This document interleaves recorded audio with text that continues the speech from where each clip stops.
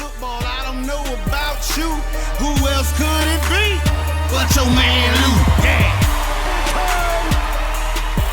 And overtime. Who else could it be but me, your man, Louie T? Welcome to Monday Night Football Overtime. Bengals, Steelers, AFC North family business. If these two teams said they ain't did it, then they ain't did it. But if they did, well, that's family business. And this was family business that once upon a time was some of the best quality family business you could get, man. Really hostile, aggressive, physical. Not to say that tonight wasn't all of that. Got a little chippy at the end. But for the most part, two 0-3 teams. One without their starting quarterback in the Pittsburgh Steelers, without Ben Roethlisberger. The other, kind of going through a transitional period right now. No Marvin Lewis for the first time in over a decade. You now have a brand new head coach in Zach Taylor, who's a young guy from that Sean McVay tree. That's amazing that we're talking about a Sean McVay tree, but that's where we're at right now. and so he's coming in, trying to transform this Bengals team back into a team of respectability. The offensive line, as you saw tonight, a source of frustration for Bengals fans everywhere, and the team itself. Obviously, it started in the offseason when Jonah Williams, their first-round draft pick out of Alabama, went down. He was supposed to man up one of those tackle spots. And then tonight, no Cordy Glenn. He was nursing a concussion, and you saw what they had out there. I was never a big fan of them bringing back Bobby Massey, not Bobby Massey, the right tackle that they had out there. Last year they signed him to like a 3-year extension. He stinks. And then you had Andre Smith out at left tackle, which he's really a right tackle, and he's not supposed to be starting in any event, wherever the hell you want to play it. Bobby Hart, that's his damn name. Wasn't a big fan of them bringing him back. And they gave him some good money, too, at that. But Andre Smith at left tackle, Bobby Hart at left right tackle, that's a mess in itself. And that's where they are right now. 8 sacks given up on the night for Cincinnati. And really, and I said this was the bad part about A.J. Green being out. It was going to take away from this offense. No way to slice it other than he's the biggest attraction and the biggest weapon that you have. I love Joe Mixon just as much as the next man. However, if you're game planning to stop Cincinnati, the guy you had to worry about was 18. Tyler Eifert is a shell of himself. Joe Mixon is really, his success really is hinged upon the success of the offense around him, because if he's the only guy you got to stop going into the game, then guess what you're going to do? You're going to load up the box, and you're going to make sure that Joe Mixon doesn't hurt you, because who of their receivers are you afraid of? I mean, John Ross has the speed to hurt you deep, but again, he's got inconsistencies with catching the football. He's been solid this year. I'm glad to see him kind of finding his own this year, but nobody really scares you at the receiver position. You look at what they are as a football team. A.J. Green makes that offense go. And we saw it with that first turnover that they were able to get deep in Steelers territory. They get down there, and they just have no one really to go to. Eifert, that should have been a touchdown grab. I thought that was a good throw by Dalton, right on his hands. And I'm pretty sure that Tyler Eifert would tell you, I got to catch that football. You saw it on his face, and you saw his mannerisms after the drop. And I'm calling it a drop because that's exactly what it was. And he was beside himself. He knew he should have caught that football, but they score the first 3 points of the game and then give up 27 unanswered and lose this football game 27-3 for the Steelers. I said this yesterday regarding the New Orleans Saints without Drew Brees. I said, look, this is what you're going to be with Teddy Bridgewater at quarterback. And I'm saying the same thing with the Pittsburgh Steelers. This is what you're going to be with Mason Rudolph at quarterback, at least for the time being. This was only his second career start. You have to keep that in mind. Remember, he came in a couple of weeks ago versus Seattle when Ben went down in the first half. He had to come in. And when you have that quarterback come in during the course of the game, he's not getting reps throughout the week. And it's going to be rough. And I actually thought he did a solid job against Seattle. He wasn't great, but he gave them a chance in that ball game. That was more on the defense than it was the offense. And then last week, he made some throws in the second half, gave them an opportunity. He had the touchdown pass to Juju Smith-Schuster, had the touchdown pass to Deontay Johnson. However, he did have the interception late. They had a fumble by James Conner late. They made too many mistakes on the road. And again, the San Francisco 49ers turned it over like 4 or 5 times, and they still managed to win the football game because the Steelers themselves turned it over. And so this is what they're going to be moving forward, I believe. I think this is what you're going to see from them. Short passing game. You're going to use the backs very heavily.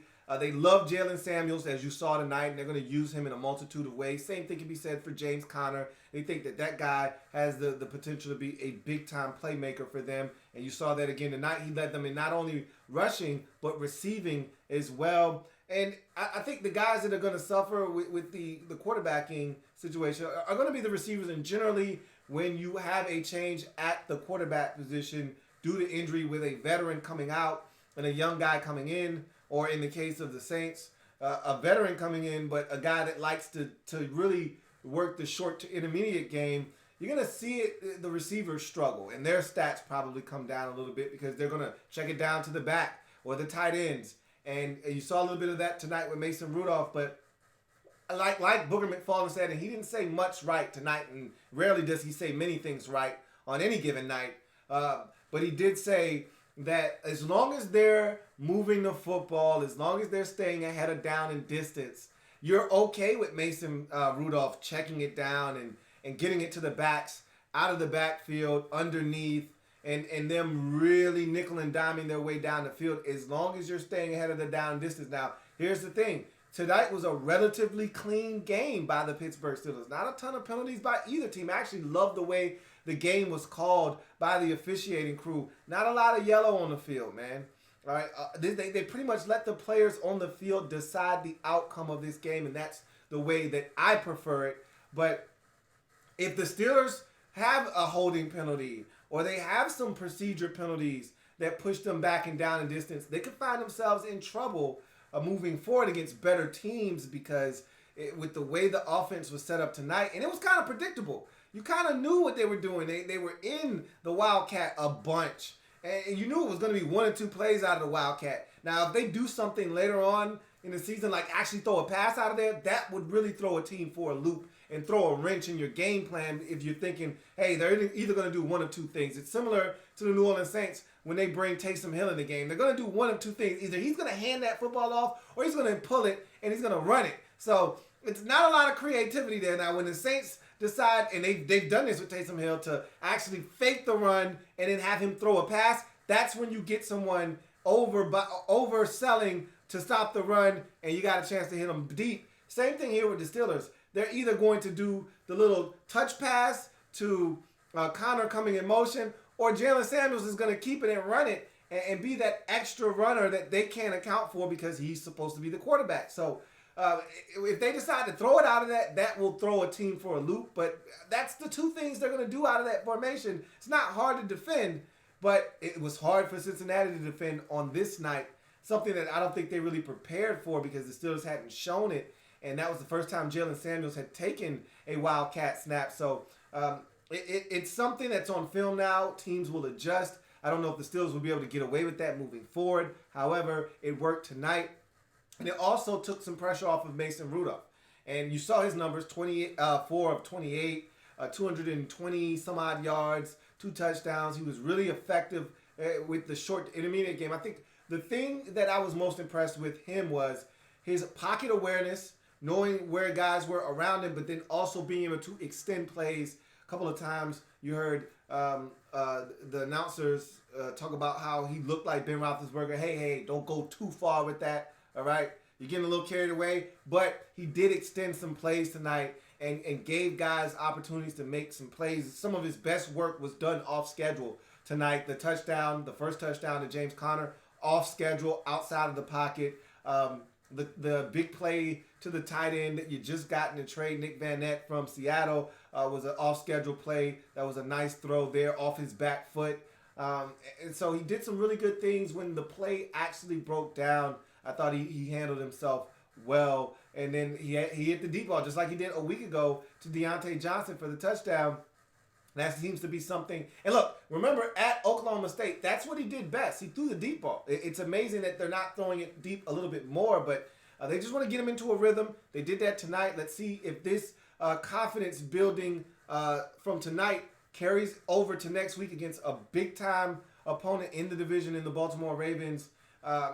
That's a game you got to get. And the way this division is shaped up, you're right back in the thick of things. It's amazing at 1-3. You're only a game out of first place with the 2-2 Ravens and 2-2 Browns. So for as bad as a start as it's been for the Steelers at 0-3, now they get this win tonight, build a little bit of confidence. The defense stepped up, made some plays. Maybe they'll be better moving forward with 8 sacks tonight.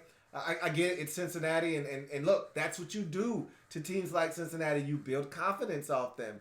Similar to the game we saw last week on Monday Night Football. The Bears were struggling. They built confidence off the Redskins. Look what they did last week, or on Sunday, I should say, versus Minnesota. Dismantled them offensively, took them apart, and their defense gained a lot of confidence on Monday night versus the Redskins when they were able to tee off. So maybe this is a sign of things to come for the Steelers as they start to really ramp things up offensively and maybe now defensively as well. Connor looked sharp. So did Jalen Samuels. You know what you have in Juju Smith-Schuster. Deontay Johnson, despite the early fumble, I thought he had a really solid game afterwards. And so Nick Van Nett helps you. No Vance McDonald, but when he comes back, now you got a nice, formidable 2 tight end set there. And so there's a lot to like with this Steelers offense if Mason Rudolph can push the right buttons and distribute the football the way he did tonight. I think you can be fine on offense. It's this defense that's going to have to carry you, though. And if the defense can play the way that they did it, I thought they were flying around tonight. And I get it. It's Cincinnati, as I mentioned before. But I thought they were flying around tonight. Watt looked unblockable at times. And the only thing that I thought Booger McFarland said that actually was funny and actually made sense tonight was the offensive line for the Cincinnati Bengals essentially was Burger King. Have it your way. I mean, really, the Steelers could do whatever they wanted to do up front. I think everybody had a sack. I saw Hargrave with a sack. I saw Stephon Tuitt with a sack. I saw Cameron Hayward with a sack. I saw Watt with a sack or 2. And I saw Bud Dupree with a sack or 2. So everybody got in on the mix. Devin Bush had a sack as well. So it was enough for everybody. And hell, even Tyson Alualu got a sack at the end. I mean, it was enough for everybody to get one. You want one? You want a sack? You want a sack? You want a sack? Hell, it's like Oprah. You get a sack. You get a sack. You get a sack. You get a sack. You get a sack. It's a damn fiesta. Fiesta, fiesta, fiesta. Fiesta, fiesta. Woo! It's a party, man. Everybody's sack party. Get you one. So hopefully this builds confidence for them. And we'll see if they're able to carry it over next week against a much better opponent in the Baltimore Ravens. For Cincinnati, look, these are the growing pains that come with having a banged up team and a new coaching staff. And really, these are the kind of things you go through, you know, especially when you have issues up front. And they've had issues up front, it seems like, for like 3 years running strong. They can't stay healthy along the offensive line. And if you can't protect Andy Dalton, we all know that Andy Dalton, when he's given time, Andy can be very, very sharp with the football. He got the nickname the Red Rifle for a reason. The guy can throw it with the best of them. I always harken back to 2015. If you block it up for Andy, there's 2015 in there somewhere. Now, I don't think that's ever coming back, but it's in there. And we've seen Andy, when he's protected, what he's capable of. I think the only silver lining in this early season struggle has been the fact that there hasn't been any A.J. Green. And because of that, other guys have had to step up and come to the forefront. And I think the biggest thing that you've been able to take away from this early stretch is John Ross could be a factor moving forward. Once you get A.J. Green back, and now Tyler Boyd has already assumed the number 2 role and looks good in that role. It fits him well. And now you throw John Ross into the mix as a third option. All of a sudden now this offense expands, and now they're tougher to defend once they get their true number 1 back. Everybody fits back into their proper slots.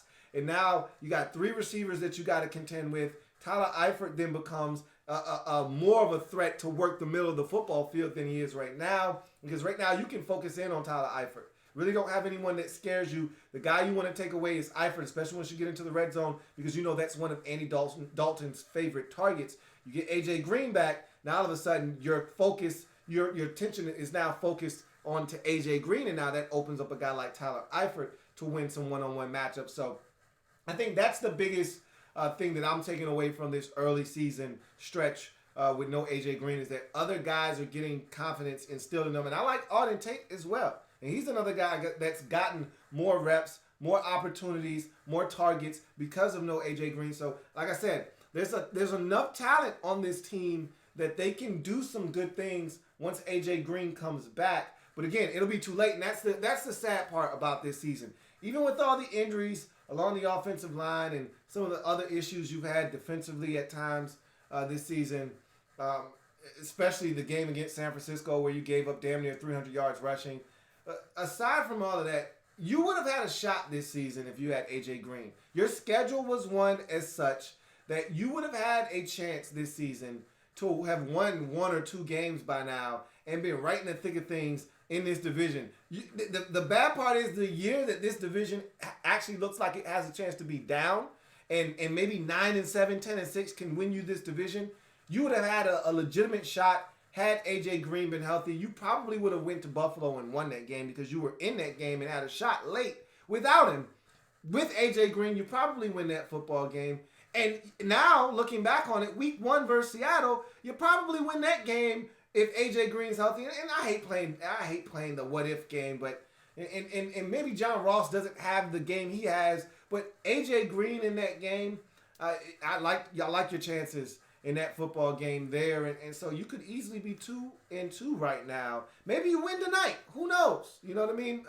But that's revisionist history. You can't change what is the actual present day Cincinnati Bengals situation, and that is one without A.J. Green, and really don't know when he's going to come back. This defense, they weren't bad tonight. They just weren't good enough. I mean, to be honest with you, this game really started to get away from you, and I had sent out a tweet earlier in the day when I found out that Bradley Chubb, the Denver Broncos edge rusher, was going to be gone for the remainder of the season with a torn ACL. And I said, welcome to 0-4 hell. And I said, signed the Dolphins, Redskins, and the Bengals. And I put in brackets that the Bengals were catching a lift here. They'll be here a little bit later on. They're catching a lift, and they'll meet us at 0-4 a little bit later on in the night. And right around like 10:07, once Deontay Johnson caught that touchdown, that's when the Bengals arrived with the Dolphins and the Redskins and the Broncos at 0-4. And I dapped them up. It was like, what's up, man? And they was like, yeah, I said, are those all your bags? He's like, yeah, we're going to be here for a while. Don't worry about us. I'm like, cool. I don't know when we leaving either. So we had a nice little conversation. A lot of things in common, a lot of injuries along the offensive line, and missed our big play wide receiver this week, and all of that good jazz.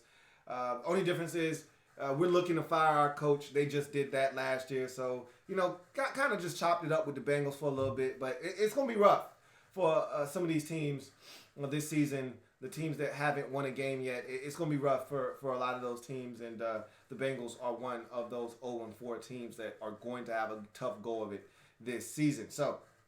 I'll just say this, and I'll get to comments if there are any out there. Open up phone lines, all that good stuff. If anyone's out there, because again, I had people complaining about this game well in advance of this game, like, oh man, 2 0-3 teams don't want to watch the game, and it wasn't a terrible game. I enjoyed it, but it wasn't one of those games that was going to captivate a large audience.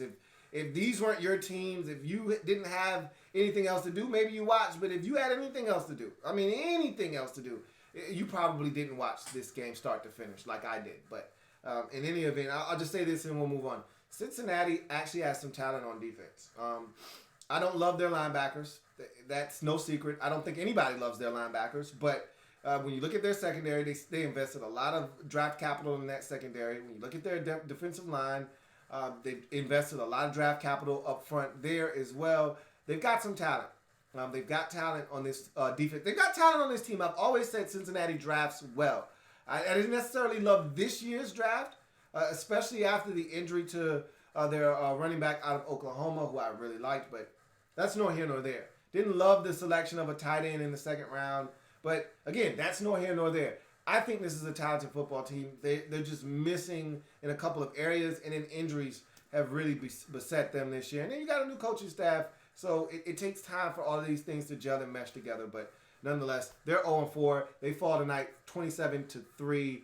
And they were in this game defensively, like your head coach Zach Taylor said at halftime, that you were in this game and the defense was the reason why. Your defense was keeping you in this ball game. The offense didn't hold up their end of the bargain, and they simply did not do that tonight.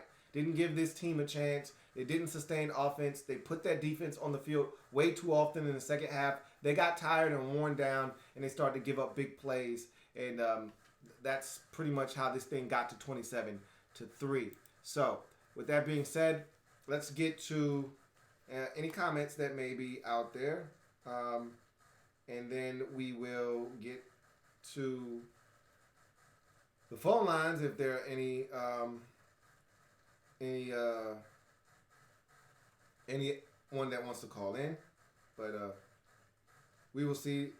Let's get to the comment section if I can get it to pull up, which I am struggling with right now at this moment. But in the meantime, while I'm pulling up the chat section, chew on this.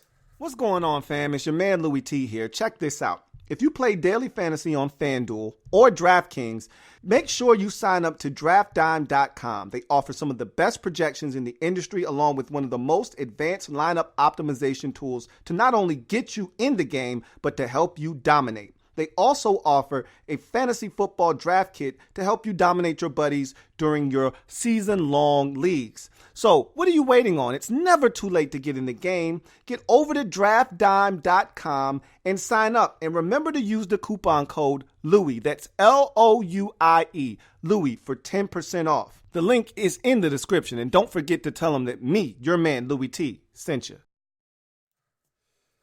And we're back, and I got the comment section up, and my man JP says, can we talk about anything but this game? I told you it was going to be trash. Look, I hear you, JP, loud and clear. Unfortunately, we keep it locked into the game at hand, and these are the two teams, and so we're going to talk about them in this game and get to whatever we can.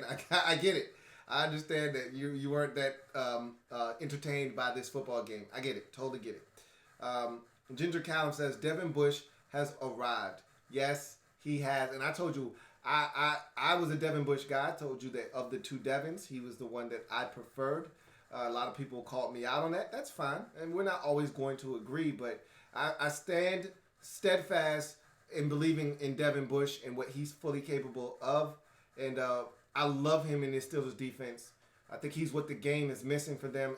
Ever since Shazier was gone, they've been looking for speed at linebacker, and then they inserted two guys that can run in Mark Barron and now Devin Bush, and I think that's going to give them the edge that they need at the linebacker position to go along with TJ Watt and Bud Dupree.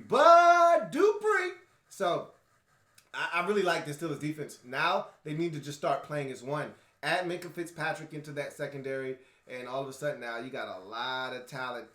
Terrell Edmonds, all of those guys, a lot of talent. Joe Hayden. It's starting to come together. It took a while, but I think it's starting to come together. And let's, again, the real test will be next week versus the Ravens. This was Cincinnati. Now let's see you do it against Baltimore. And then the Chargers after that. And so we'll see. We'll really get a good feel for this Steelers defense if they're legit or not. But Devin Bush definitely looked good tonight. Protect Sports says the Bengals are in flux. Do you think it's time for the Bengals to move Andy and AJ and completely rebuild? They're not that type of franchise. They're not the Dolphins. They're not going to wave the white flag and give up. I would do that if I were them. You know, I would try to move on and start anew.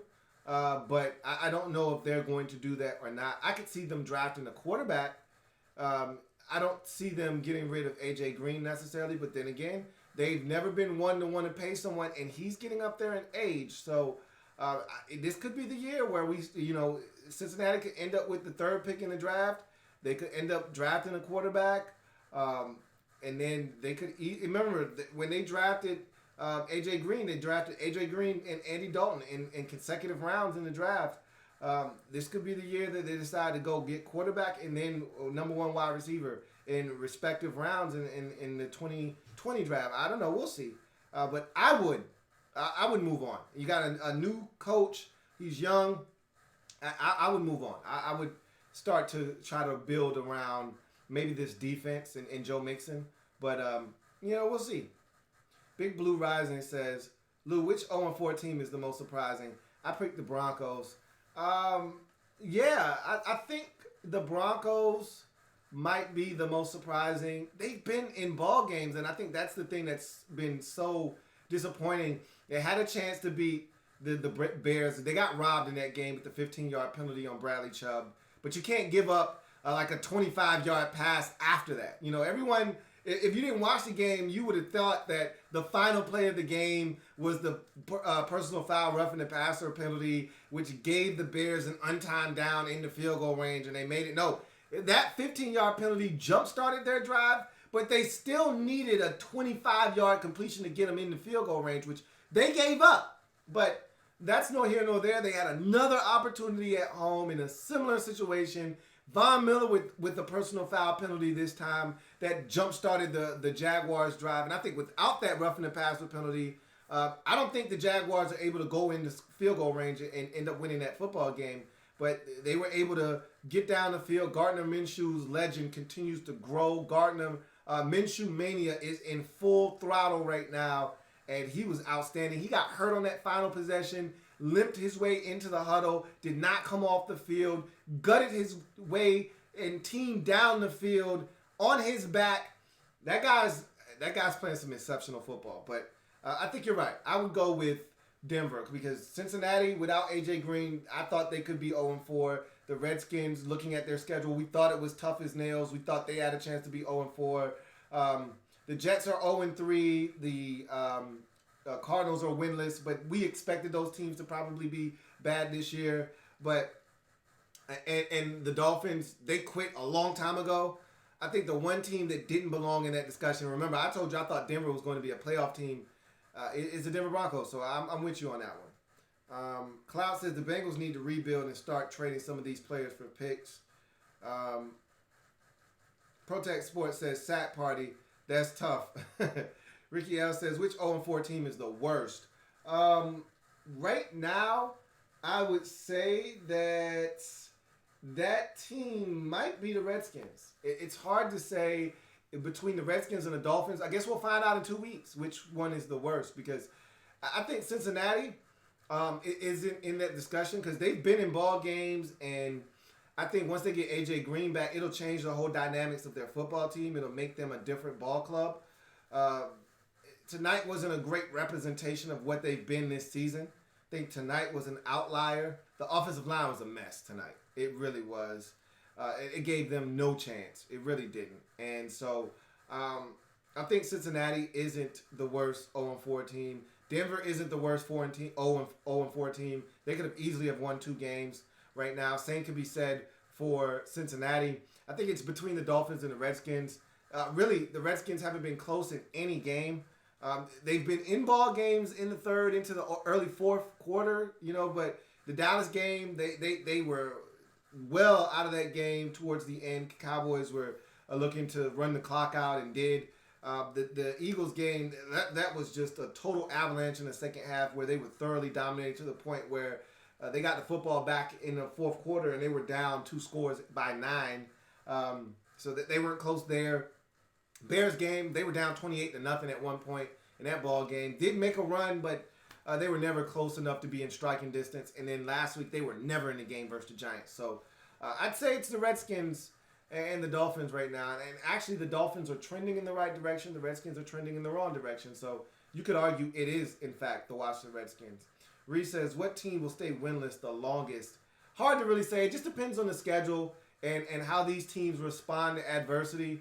I could see Cincinnati winning any week now. They've been close, like I said. I look at Denver. They're going to win at some point, but they're really tired of losing. They're going to get one eventually. They've been so close so many times this year. Again, the Redskins have the Patriots. They're going to lose next week for sure. And the Dolphins are a team that I don't know when a win is in sight. If they don't beat the Redskins in week 6, I don't know when the Dolphins are going to win a football game this year. So I would go with the Dolphins right now. But, again, you could easily make the case for the Redskins. Gary B says, love the creative play calling Pittsburgh did in the first quarter to kickstart their slow running game, Jay Gruden should take notes. They're not going to go outside the box. It's not what they do. It's not what he's done since he's been here. We've looked for creativity, especially in the run game. It just hasn't been here. We talk about Sean McVay and the ghost motion and all that stuff. We'll implement it a bit, but we like the whole package for Steven Sims. It was effective versus Dallas, and we saw none of it last week. You know, it was effective to the point where we were like, hey, we need more Steven Sims. And instead of more Steven Sims, we got 0 Steven Sims this week versus the Giants. So, you know, that's what the Redskins are all about.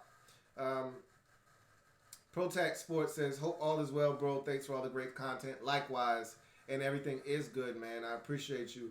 JP says, a lot of 0-4 teams to start. They will all be picking in the top 5. We'll see. You know, it's only 4 games. But generally, after 4 games, you can really start to tell who's really bad and who had just got off to a tough start. The Broncos just got off to a tough start. You know what I mean? The Dolphins and the Redskins are actually truly bad football teams.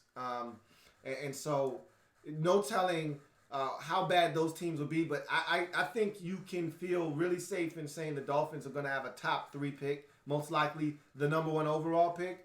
And the Redskins shouldn't be too far behind. I think the Redskins right now are trending towards the top 5 pick. It wouldn't shock me if they ended up getting hot at one point of the season, winning 3 out of 4 or something like that, and ended up with the 7th or 8th pick in the draft. But they're going to be in the top 10 for sure. They're not good enough to get out of the top 10, but we will see what happens with them. JP also says, I swear if we lose to the Dolphins, we should just forfeit the rest of the season and focus on the draft and who's going to be available at either 3 or 4. It's very possible. I talked about it tonight on the Redskins Nightly News. It is very possible that the Redskins could lose to the Dolphins. And it's amazing how Redskins fans are still delusional, still thinking that we're this really good football team that has just had tough luck and that we're somehow much better than the Dolphins and that we better not lose to the Dolphins. Like, really, you should hope that we find a way to beat the Dolphins because we are just as bad, if not worse, than the Miami Dolphins. And as I mentioned on the Redskins Nightly News, the Dolphins are trending in the right direction. They've actually been competitive in their last 2 ball games and should have had the lead at Dallas last week. Instead, they made mistakes as 0-4 teams do, and they found themselves trailing at the half 10-6 instead of possibly being up 17-10.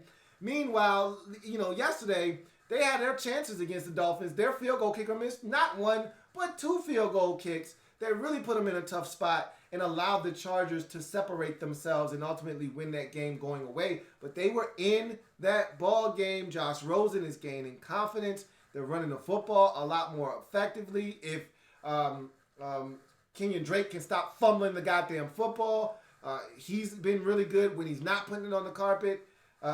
They've got some talent out there with the receivers. I love Preston Williams. Devontae Parker is an enigma, but he's still a tall, talented wide receiver. They've got some stuff. And if we're not careful, they'll sneak up on us and they'll dust us because we're not a good football team, especially on the defensive side. So it will be interesting to say the least. Protect Sports says, bro, do you think the Skins are going 2-14? LOL. Hard to say, man. Hard to really say. It's early, and we don't know what's going to happen with Jay, so it's hard to say. Reese says 0-4 means you're done. Over. Pack it in. Impossible to dig out of that hole, even with a late season surge. Absolutely. We were dead at 0-3, and most teams are dead at 0-3. 0-4 is impossible. As you saw the statistic tonight, 0-3 over the last 10 years, teams are 9-24, so you're not totally dead at 0-3, but at 0-4, or I think it was 1-3, excuse me. The teams were like 9-24 at 1-3. 0-4 takes you to a whole nother stratosphere. I think teams were 0-28, I think the stat was. 0-27, 0-28 when you get to 0-4.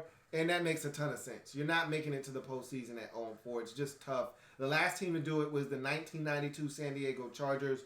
That goes to show you, you're talking about damn near 30 years ago. I mean, that's how long it's been since a team has been able to dig themselves out of an 0-4 hole and make it to the postseason. It just doesn't happen. And when you look at all the 0-4 teams, I don't think any of them are in a position to not only dig themselves out of the 0-4 hole, but then turn it around and make themselves a viable candidate to make it to the postseason. I just don't see that happening. Reese says, Shaq Barrett, Lou, 9 sacks, 4 strip sacks, and an interception. Greatest opening month by any defensive player in the league this year. I couldn't agree with you more. Shaq Barrett has been outstanding, and the moves that he's putting on people, it makes me vomit watching him do what he's doing because he was out there for the taking. Shaq Barrett wasn't highly sought after, and yet I wanted him, and I told the Redskins, I said, go to that Denver Broncos store. They've got like 6 dudes that can get after the quarterback, 3 of which are going to be available. Go and sniff one of those dudes out. Shaq Barrett was the guy that I wanted all along, and he went to Tampa, and this guy is just balling out of his gourd right now. It's fun to watch, man. And that's what a true edge-rushing, disrupting pass rusher, difference-making pass rusher looks like right now. And we simply just don't have it. The guy's spinning. He's winning outside. He's bull rushing. He's doing everything right now. His spin move is so pure.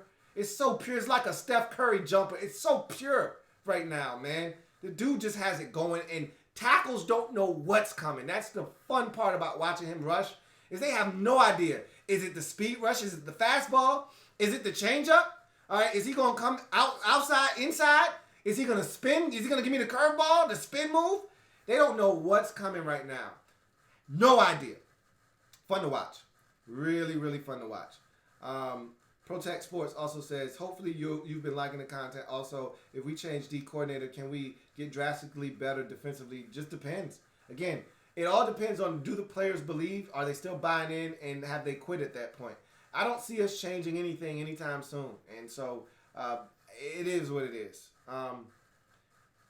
Let's see. Reese says, Vita Vea is partially responsible for Shaq's success. You said this guy is a dog. Yes, he is. And I've been watching him. Man, he's fun to watch too. And I remember Redskins fans wanted him.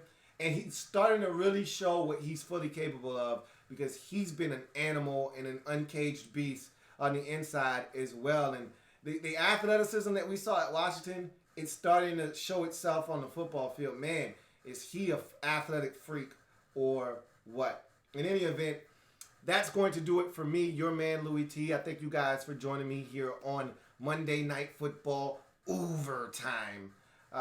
Steelers get the win, get off the schneid, get to 1-3, and all of a sudden, don't look now, they are right back in the thick of things in the AFC North Division, as they're only 1 game out of first place, and they play one of the first place teams next week in the Baltimore Ravens, so they could win that game, get to 2-3, drop the Ravens to 2-3. The Browns could then lose on Monday night on the road at San Francisco, who is undefeated still, coming off of a bye. They could be 2-3, and all of a sudden the Pittsburgh Steelers could be sitting there atop the AFC North after just being 0-3 2 weeks ago.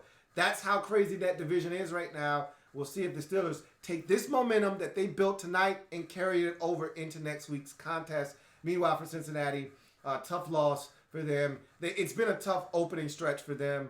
After the Week 1 near win on the road at Seattle, they lay an egg in Week 2 versus San Francisco at home. Come back, almost win on the road at Buffalo, only to lay another fat, nasty, stinking egg on the road versus the Pittsburgh Steelers. Maybe next week is the charm for them. Maybe they finally get off the schneid. They've been close a couple of times. Maybe next week's the game they finally get. We will see. In any event, if it's not your man T, it's not the best NFL coverage it could be. Thanks for joining me. I know it was a rough one, guys, but I appreciate your support. Anyhow, I'll see you guys next time. Have a good one.